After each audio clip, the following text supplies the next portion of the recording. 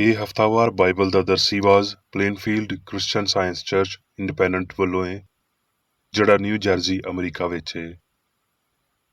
ਹੋਰ ਮਾਲੂਮਾਤ ਲਈ ਤੁਸੀਂ ਸਾਡੀ ਵੈਬਸਾਈਟ ਵੇਖੋ www.plainfieldcs.com।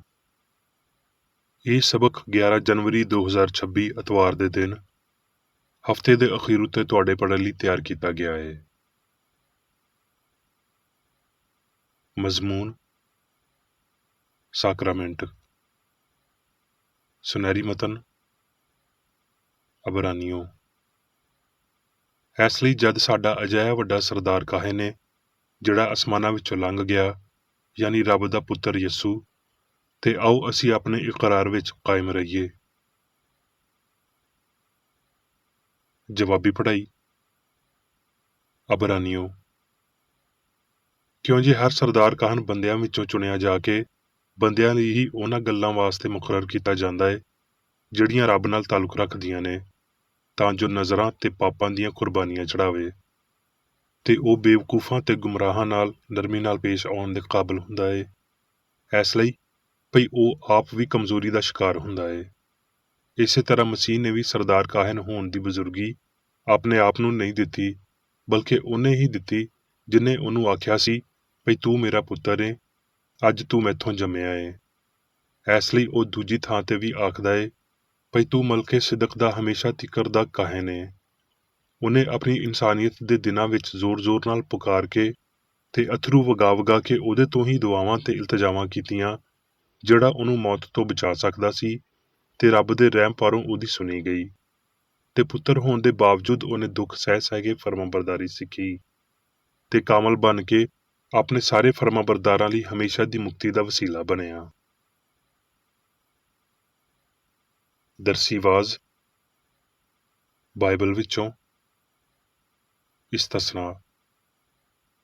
ਤੇ ਜੇ ਤੁਸੀਂ ਮੇਰੇ ਹੁਕਮਾਂ ਨੂੰ, ਜਿਹੜੇ ਅੱਜ ਮੈਂ ਤੁਹਾਨੂੰ ਦੇਣਾ ਵਾਂ, ਤੇ ਆਪਣੇ ਸਾਰੇ ਦਿਲ ਤੇ ਆਪਣੀ ਸਾਰੀ ਜਿੰਦ ਨਾਲ ਉਹਦੀ ਬੰਦਗੀ ਕਰੋ, ਤੇ ਮੈਂ ਤੁਹਾਡੇ ਮੁਲਕ ਵਿੱਚ ਐਨ ਵੇਲੇ ਸਿਰ ਪਹਿਲਾ ਤੇ ਪਿਛਲਾ ਮੀਂਹ ਵਰਾਵਾਂਗਾ, ਤਾਂ ਜੋ ਤੂੰ ਆਪਣਾ ਗੱਲਾ ਤੇ ਮੈਂ ਤੇ ਤੇਲ ਇਕੱਠਾ ਕਰ ਸਕੇ, ਤੇ ਮੈਂ ਤੇਰੇ ਡੰਗਰ ਲਈ ਮੈਦਾਨ ਦੀ ਘਾਹ ਪੈਦਾ ਕਰਾਂਗਾ, ਤੇ ਤੂੰ ਖਾਵੇਂਗਾ ਤੇ ਰੱਜੇਂਗਾ। ਇਸ ਲਈ ਤੂੰ ਖਬਰਦਾਰ ਰਹੀਂ ਭਈ ਇੰਜ ਨਾ ਹੋਵੇ ਕਿ ਤੁਹਾਡੇ ਦਿਲ ਧੋਖਾ ਖਾਣ, ਤੇ ਤੁਸੀਂ ਬਹਿਕ ਕੇ ਹੋਰ ਮਾਬੂਦਾਂ ਦੀ ਇਬਾਦਤ ਤੇ ਪ੍ਰਸਤਸ਼ ਕਰਨ ਲੱਗ ਜਾਵੋ, ਤੇ ਖੁਦਾਵੰਦ ਦਾ ਗਜ਼ਬ ਤੁਹਾਡੇ ਉੱਤੇ ਭੜਕੇ, ਤੇ ਉਹ ਅਸਮਾਨ ਨੂੰ ਬੰਦ ਕਰ ਦੇਵੇ, ਤਾਂ ਜੋ ਮੀਂਹ ਨਾ ਵਰੇ ਤੇ ਧਰਤੀ ਉੱਤੇ ਕੁਝ ਪੈਦਾ ਨਾ ਹੋਵੇ, ਤੇ ਤੁਸੀਂ ਇਸ ਚੰਗੇ ਮੁਲਕ ਵਿੱਚ ਜਿਹੜਾ ਖੁਦਾਵੰਦ ਤੁਹਾਨੂੰ ਦਿੰਦਾ ਹੈ ਫਨਾਹ ਹੋ ਜਾਓ। ਇਸ ਲਈ ਮੇਰੀਆਂ ਇਹਨਾਂ ਗੱਲਾਂ ਨੂੰ ਤੁਸੀਂ ਆਪਣੇ ਦਿਲ ਤੇ ਆਪਣੀ ਜਿੰਦ ਵਿੱਚ ਮਹਿਫੂਜ਼ ਰੱਖਿਓ, ਤੇ ਨਿਸ਼ਾਨੀ ਦੇ ਤੌਰ ਤੇ ਇਹਨਾਂ ਨੂੰ ਆਪਣੇ ਹੱਥ ਉੱਤੇ ਬੰਨਿਓ, ਤੇ ਉਹ ਤੁਹਾਡੇ ਮੱਥਿਆਂ ਉੱਤੇ ਟਿੱਕਿਆਂ ਵਾਂਗਰ ਹੋਣ, ਤੇ ਤੁਸੀਂ ਇਹ ਆਪਣੇ ਮੁੰਡਿਆਂ ਨੂੰ ਸਿਖਾਇਓ, ਤੇ ਤੁਸੀਂ ਘਰ ਬੈਠੇ ਤੇ ਰਾਹ ਟੁਰਦਿਆਂ ਤੇ ਉੱਠਣ ਵੇਲੇ ਇਹਨਾਂ ਦਾ ਹੀ ਜ਼ਿਕਰ ਕਰਿਓ, ਤੇ ਤੁਸੀਂ ਇਹਨਾਂ ਨੂੰ ਆਪਣੇ ਘਰ ਦੀਆਂ ਚੌਗਾਠਾਂ ਉੱਤੇ ਤੇ ਆਪਣੇ ਫਾਟਕਾਂ ਉੱਤੇ ਲਿਖਿਓ, ਤਾਂ ਜੋ ਜਦ ਤੀਕਰ ਧਰਤੀ ਉੱਤੇ ਅਸਮਾਨ ਦਾ ਪਰਛਾਵਾਂ ਹੈ, ਤੁਹਾਡੀ ਤੇ ਤੁਹਾਡੀ ਔਲਾਦ ਦੀ ਉਮਰ ਉਸ ਮੁਲਕ ਵਿੱਚ ਵੱਧ ਜਾਵੇ, ਜਿਹਨੂੰ ਖੁਦਾਵੰਦ ਨੇ ਤੁਹਾਡੇ ਪਿਓ ਦਾਦੇ ਨੂੰ ਦੇਣ ਦੀ ਕਸਮ ਉਹਨਾਂ ਨਾਲ ਖਾਧੀ ਸੀ। ਮੱਤੀ। ਤੇ ਈਦ ਫਤੀਰ ਦੇ ਪਹਿਲੇ ਦਿਨ ਚੇਲਿਆਂ ਨੇ ਯਿਸੂ ਦੇ ਕੋਲ ਆ ਕੇ ਆਖਿਆ, ਤੂੰ ਕਿੱਥੇ ਚਾਹੁੰਦਾ ਹੈ ਭਈ ਅਸੀਂ ਤੇਰੇ ਲਈ ਫਸਹ ਖਾਣ ਦੀ ਤਿਆਰੀ ਕਰੀਏ? ਉਹਨੇ ਆਖਿਆ, ਸ਼ਹਿਰ ਵਿੱਚ ਫਲਾਂ ਬੰਦੇ ਦੇ ਕੋਲ ਜਾ ਕੇ ਆਖਣਾ, ਉਸਤਾਦ ਆਖਦਾ ਹੈ ਭਈ ਮੇਰਾ ਵੇਲਾ ਨੇੜੇ ਹੈ, ਮੈਂ ਆਪਣੇ ਚੇਲਿਆਂ ਦੇ ਨਾਲ ਤੇਰੇ ਵੱਲ ਈਦੇ ਫਸਹ ਕਰਾਂਗਾ। ਤੇ ਜਿਵੇਂ ਯਿਸੂ ਨੇ ਚੇਲਿਆਂ ਨੂੰ ਹੁਕਮ ਦਿੱਤਾ ਸੀ, ਉਹਨਾਂ ਨੇ ਉਂਝ ਹੀ ਕੀਤਾ ਤੇ ਫਸਹ ਤਿਆਰ ਕੀਤੀ। ਜਦੋਂ ਉਹ ਖਾ ਰਹੇ ਸੀ ਤੇ ਯਿਸੂ ਨੇ ਰੋਟੀ ਲਈ ਤੇ ਬਰਕਤ ਦੇ ਕੇ ਤੋੜੀ, ਤੇ ਚੇਲਿਆਂ ਨੂੰ ਦੇ ਕੇ ਆਖਿਆ, ਲਓ ਖਾਓ, ਇਹ ਮੇਰਾ ਬਦਨ ਹੈ। ਫਿਰ ਪਿਆਲਾ ਲੈ ਕੇ ਸ਼ੁਕਰ ਕੀਤਾ ਤੇ ਉਹਨਾਂ ਨੂੰ ਆਖਿਆ, ਤੁਸੀਂ ਸਾਰੇ ਇਹਦੇ ਵਿੱਚੋਂ ਪੀਓ, ਕਿਉਂ ਜੇ ਇਹ ਮੇਰਾ ਉਹ ਅਹਿਦ ਵਾਲਾ ਲਹੂ ਹੈ, ਜਿਹੜਾ ਬਥੇਰਿਆਂ ਲਈ ਪਾਪਾਂ ਦੀ ਮਾਫੀ ਲਈ ਵਗਾਇਆ ਜਾਂਦਾ ਹੈ। ਮੈਂ ਤੁਹਾਨੂੰ ਆਖਦਾ ਵਾਂ ਭਈ ਅੰਗੂਰ ਦਾ ਇਹ ਸ਼ੀਰਾ ਫੇਰ ਕਦੀ ਨਹੀਂ ਪੀਵਾਂਗਾ, ਉਸ ਦਿਨ ਤੀਕਰ ਭਈ ਤੁਹਾਡੇ ਨਾਲ ਆਪਣੇ ਪਿਓ ਦੀ ਬਾਦਸ਼ਾਹੀ ਵਿੱਚ ਨਵਾਂ ਨਾ ਪੀਵਾਂ। ਮੱਤੀ। ਇਸ ਲਈ ਤੁਸੀਂ ਜਾ ਕੇ ਸਾਰੀਆਂ ਕੌਮਾਂ ਨੂੰ ਚੇਲੇ ਬਣਾਓ, ਤੇ ਉਹਨਾਂ ਨੂੰ ਬਾਪ ਤੇ ਪੁੱਤਰ ਤੇ ਪਾਕ ਰੂਹ ਦੇ ਨਾਂ ਤੋਂ ਬਪਤਿਸਮਾ ਦਿਓ, ਤੇ ਉਹਨਾਂ ਨੂੰ ਇਹ ਇਲਮ ਦਿਓ ਭਈ ਉਹਨਾਂ ਸਾਰੀਆਂ ਗੱਲਾਂ ਉੱਤੇ ਅਮਲ ਕਰਨ ਜਿਨ੍ਹਾਂ ਦਾ ਮੈਂ ਤੁਹਾਨੂੰ ਹੁਕਮ ਦਿੱਤਾ ਹੈ, ਤੇ ਵੇਖੋ ਮੈਂ ਜੱਗ ਦੇ ਅਖੀਰ ਤੀਕਰ ਤੁਹਾਡੇ ਨਾਲ ਆ। ਅਮਾਲ ਤੇ ਰਸੂਲਾਂ ਦੇ ਹੱਥੋਂ ਬਹੁਤ ਸਾਰੇ ਨਿਸ਼ਾਨ ਤੇ ਅਜੀਬ ਕੰਮ ਲੋਕਾਂ ਵਿੱਚ ਜ਼ਾਹਰ ਹੁੰਦੇ ਸੀ ਤੇ ਉਹ ਸਾਰੇ ਇੱਕ ਦਿਲ ਹੋ ਕੇ ਸੁਲੇਮਾਨ ਦੇ ਬਰਾਂਡੇ ਵਿੱਚ ਇਕੱਠੇ ਹੁੰਦੇ ਸੀ ਤੇ ਈਮਾਨ ਲਿਆਉਣ ਵਾਲੇ ਮਰਦ ਤੇ ਔਰਤਾਂ ਖੁਦਾਵੰਦ ਦੀ ਕਲੀਸਿਆ ਵਿੱਚ ਹੋਰ ਵੀ ਕਸਰਤ ਨਾਲ ਆ ਮਿਲੇ। ਇੱਥੇ ਤੀਕਰ ਪਈ ਲੋਕ ਬਿਮਾਰਾਂ ਨੂੰ ਸੜਕਾਂ ਤੇ ਲਿਆ ਕੇ ਤੇ ਖਟੋਲਿਆਂ ਉੱਤੇ ਲੰਮੇ ਪਾਉਂਦੇ ਸੀ ਤਾਂ ਜੋ ਜਦੋਂ ਪਤਰਸ ਆਏ ਤੇ ਉਹਦਾ ਪਰਛਾਵਾਂ ਹੀ ਉਹਨਾਂ ਵਿੱਚੋਂ ਕਿਸੇ ਇੱਕ ਉੱਤੇ ਪੈ ਜਾਵੇ। ਤੇ ਯਰੂਸ਼ਲਮ ਦੇ ਚਾਰੋਂ ਪਾਸੇ ਦੇ ਸ਼ਹਿਰਾਂ ਤੋਂ ਵੀ ਲੋਕ ਬਿਮਾਰਾਂ ਤੇ ਨਾਪਾਕ ਰੂਹਾਂ ਦੇ ਸਤਾਏ ਹੋਇਆਂ ਨੂੰ ਲਿਆ ਕੇ ਜਿਹੜੇ ਕਸਰਤ ਨਾਲ ਇਕੱਠੇ ਹੁੰਦੇ ਸੀ ਤੇ ਉਹ ਸਾਰੇ ਚੰਗੇ ਕੀਤੇ ਜਾਂਦੇ ਸੀ। ਫਿਰ ਸਰਦਾਰ ਕਾਹਨ ਤੇ ਉਹਦੇ ਸਾਰੇ ਸਾਥੀ ਜਿਹੜੇ ਸਦੂਕੀਆਂ ਦੇ ਫਿਰਕੇ ਦੇ ਸੀ ਸੜਨ ਦੇ ਪਾਰੋਂ ਉੱਠੇ ਤੇ ਰਸੂਲਾਂ ਨੂੰ ਫੜ ਕੇ ਆਮ ਹਵਾਲਾਤ ਵਿੱਚ ਰੱਖ ਦਿੱਤਾ। ਪਰ ਖੁਦਾਵੰਦ ਦੇ ਫਰਿਸ਼ਤੇ ਨੇ ਰਾਤ ਨੂੰ ਕੈਦਖਾਨੇ ਦੇ ਬੂਹੇ ਖੋਲ ਦਿੱਤੇ ਤੇ ਉਹਨਾਂ ਨੂੰ ਬਾਹਰ ਕੱਢ ਕੇ ਆਖਿਆ, ਭਈ ਜਾਓ ਹੈਕਲ ਵਿੱਚ ਖਲੋ ਕੇ ਇਸ ਹਯਾਤੀ ਦੀਆਂ ਸਾਰੀਆਂ ਗੱਲਾਂ ਲੋਕਾਂ ਨੂੰ ਸੁਣਾਓ। ਉਹ ਇਹ ਸੁਣ ਕੇ ਸਵੇਰ ਹੁੰਦਿਆਂ ਹੀ ਹੈਕਲ ਵਿੱਚ ਗਏ ਤੇ ਤਾਲੀਮ ਦੇਣ ਲੱਗੇ। ਪਰ ਸਰਦਾਰ ਕਾਹਨ ਤੇ ਉਹਦੇ ਸਾਥੀਆਂ ਨੇ ਆ ਕੇ ਸਦਰੇ ਅਦਾਲਤ ਦੇ ਲੋਕਾਂ ਨੂੰ ਤੇ ਇਸਰਾਇਲ ਦੇ ਸਾਰੇ ਬਜ਼ੁਰਗਾਂ ਨੂੰ ਇਕੱਠਾ ਕੀਤਾ ਤੇ ਕੈਦਖਾਨੇ ਵਿੱਚ ਸੁਨੇਹਾ ਘੱਲਿਆ ਭਈ ਉਹਨਾਂ ਨੂੰ ਲਿਆਓ। ਪਰ ਪਿਆਦਾ ਨੇ ਪੜ੍ਹ ਕੇ ਉਹਨਾਂ ਨੂੰ ਕੈਦਖਾਨੇ ਵਿੱਚ ਨਾ ਵੇਖਿਆ ਤੇ ਪਰਤ ਕੇ ਇਹ ਖਬਰ ਦਿੱਤੀ ਭਈ ਅਸੀਂ ਤੇ ਕੈਦਖਾਨੇ ਨੂੰ ਬਹੁਤ ਹਿਫਾਜ਼ਤ ਦੇ ਨਾਲ ਬੰਦ ਕੀਤਾ ਹੋਇਆ ਸੀ ਤੇ ਪਹਿਰੇ ਵਾਲਿਆਂ ਨੂੰ ਵੀ ਬੂਹੇ ਉੱਤੇ ਖੜੇ ਵੇਖਿਆ, ਪਰ ਜਦ ਖੋਲਿਆ ਤੇ ਅੰਦਰੋਂ ਕੋਈ ਨਾ ਮਿਲਿਆ। ਇੰਨੇ ਵਿੱਚ ਕਿਸੇ ਨੇ ਆ ਕੇ ਉਹਨਾਂ ਨੂੰ ਸੁਨੇਹਾ ਦਿੱਤਾ ਭਈ ਵੇਖੋ ਉਹ ਬੰਦੇ ਜਿਨ੍ਹਾਂ ਨੂੰ ਤੁਸੀਂ ਕੈਦ ਕੀਤਾ ਸੀ ਹੈਕਲ ਵਿੱਚ ਖਲੋ ਕੇ ਲੋਕਾਂ ਨੂੰ ਤਾਲੀਮ ਦੇ ਰਹੇ ਨੇ। ਤਦ ਸਰਦਾਰ ਪਿਆਦਾ ਨੂੰ ਨਾਲ ਲੈ ਜਾ ਕੇ ਉਹਨਾਂ ਨੂੰ ਲੈ ਆਇਆ, ਪਰ ਜ਼ਬਰਦਸਤੀ ਨਹੀਂ, ਕਿਉਂ ਜੇ ਉਹ ਲੋਕਾਂ ਤੋਂ ਡਰਦੇ ਸੀ ਭਈ ਸਾਨੂੰ ਸੰਸਾਰ ਨਾ ਕਰਨ।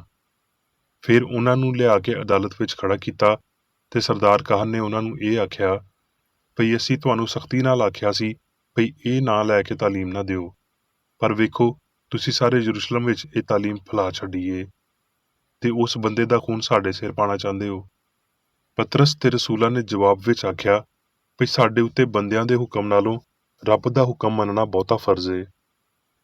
ਸਾਡੇ ਪਿਓ ਦਾਦੇ ਦੇ ਰੱਬ ਨੇ ਯਸੂ ਨੂੰ ਜਵਾਇਆ ਜਿਹਨੂੰ ਤੁਸੀਂ ਸੂਲੀ ਉੱਤੇ ਟੰਗ ਕੇ ਮਾਰ ਦਿੱਤਾ।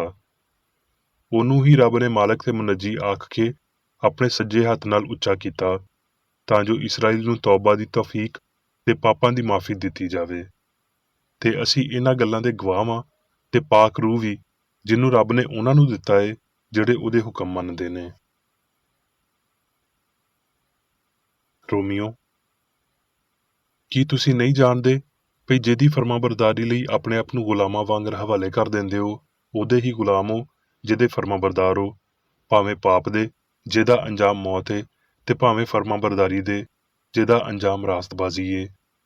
ਪਰ ਰੱਬ ਦਾ ਸ਼ੁਕਰ ਏ ਭਈ ਭਾਵੇਂ ਤੁਸੀਂ ਪਾਪ ਦੇ ਗੁਲਾਮ ਸੀ ਫੇਰ ਵੀ ਦਿਲੋਂ ਉਹਦੀ ਤਾਲੀਮ ਦੇ ਫਰਮਾਬਰਦਾਰ ਹੋ ਗਏ ਜਿਹਦੇ ਸਾਂਚੇ ਵਿੱਚ ਤੁਸੀਂ ਢਾਲੇ ਗਏ ਸੀ ਤੇ ਪਾਪ ਤੋਂ ਆਜ਼ਾਦ ਹੋ ਕੇ ਰਾਸਤਬਾਜ਼ੀ ਦੇ ਗੁਲਾਮ ਹੋ ਗਏ।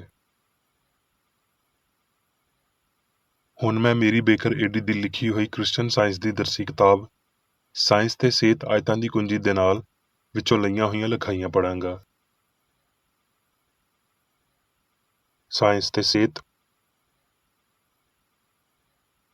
ਇਲਾਹੀ ਸਾਇੰਸ ਜਾਇਜ਼ ਤੌਰ ਤੇ ਇਨਸਾਨ ਦੀ ਪੂਰੀ ਫਰਮਾਬਰਦਾਰੀ, ਪਿਆਰ ਤੇ ਤਾਕਤ ਦੀ ਮੰਗ ਕਰਦੀ ਏ।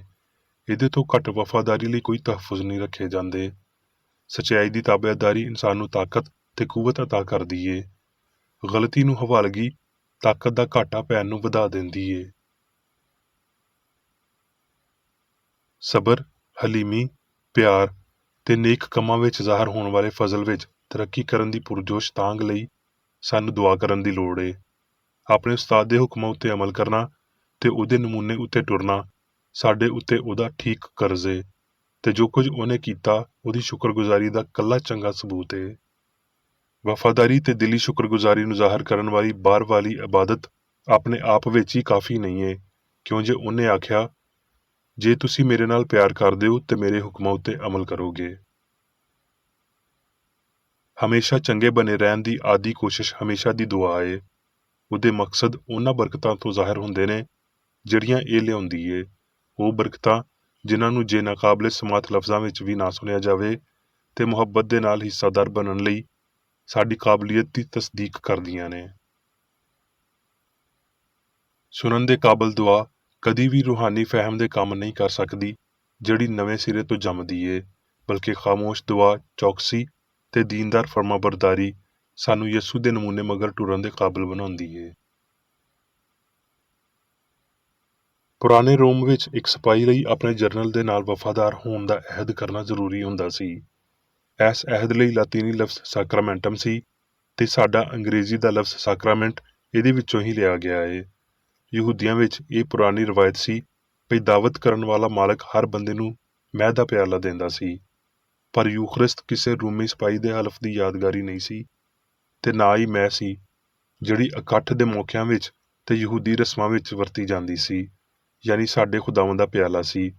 ਪਿਆਲਾ ਉਹਦੇ ਤਲਖ ਤਜਰਬੇ ਨੂੰ ਜ਼ਾਹਰ ਕਰਦਾ ਏ, ਯਾਨੀ ਉਹ ਪਿਆਲਾ ਜਿਹਦੇ ਲਈ ਉਹਨੇ ਦੁਆ ਮੰਗੀ ਭਈ ਉਹ ਉਹਦੇ ਤੋਂ ਟਲ ਜਾਵੇ, ਹਾਲਾਂਕਿ ਉਹ ਇਲਾਹੀ ਹੁਕਮ ਦੀ ਪਾਕ ਸਪੁਰਦਗੀ ਵਿੱਚ ਝੁਕ ਗਿਆ ਸੀ। ਜਦੋਂ ਉਹ ਖਾ ਰਹੇ ਸੀ ਤਾਂ ਯਿਸੂ ਨੇ ਰੋਟੀ ਲਈ ਤੇ ਬਰਕਤ ਦੇ ਕੇ ਤੋੜੀ ਤੇ ਚੇਲਿਆਂ ਨੂੰ ਦੇ ਕੇ ਆਖਿਆ, ਲਓ ਖਾਓ, ਇਹ ਮੇਰਾ ਬਦਨ ਏ। ਫਿਰ ਪਿਆਲਾ ਲੈ ਕੇ ਸ਼ੁਕਰ ਕੀਤਾ ਤੇ ਉਹਨਾਂ ਨੂੰ ਦੇ ਕੇ ਆਖਿਆ, ਤੁਸੀਂ ਸਾਰੇ ਇਹਦੇ ਵਿੱਚੋਂ ਪੀਓ। ਜੇ ਇਸ ਸਾਕਰਾਮੈਂਟ ਨੂੰ ਰੋਟੀ ਤੇ ਮੈਅ ਨੂੰ ਵਰਤਣ ਨਾਲ ਮਹਿਦੂਦ ਕਰ ਦਿੱਤਾ ਜਾਵੇ ਤੇ ਅਸਲੀ ਜੌਹਰ ਰੂਹਾਨੀ ਤੌਰ ਤੇ ਖਤਮ ਹੋ ਜਾਂਦਾ ਏ।